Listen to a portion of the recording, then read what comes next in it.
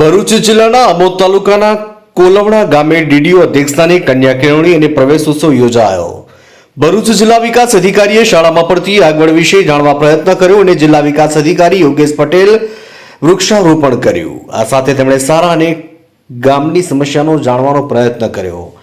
કોલવણા હાઈસ્કૂલમાં પ્રવેશ ઉત્સવ જિલ્લા વિકાસ અધિકારીની અધ્યક્ષતામાં યોજાયા. પ્રસંગે ગામના સરપંચ જફર ગદીમલ, આમોદ ઈટીડીઓ નિરંજન પ્રજાપતિ, ગૌરંગભાઈ તેમજ મહિલા મોરચાના ભાજપના કાર્યકર્તા જેવા સાયરાબેન હાજર રહ્યા હતા અને ગામના વડીલો ખૂબ સારી સંખ્યામાં હાજર રહ્યા. નિયમોના પાલન બાબતે શપથ લેવામાં આવ્યા. કાર્યક્રમની શરૂઆત તિલાવતી કુરાનથી કરવામાં આવી.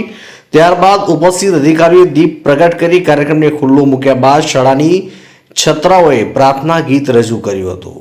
મહેમાનોને પુસ્તક અર્પણ કરી સ્વાગત કરાયું. શાળામાં પ્રવેશ મેળવનાર ભૂલકાઓને સ્કૂલ બેગ પ્રદાન કરી વિવિધ શાળામાં આવકાર આપવામાં આવ્યો.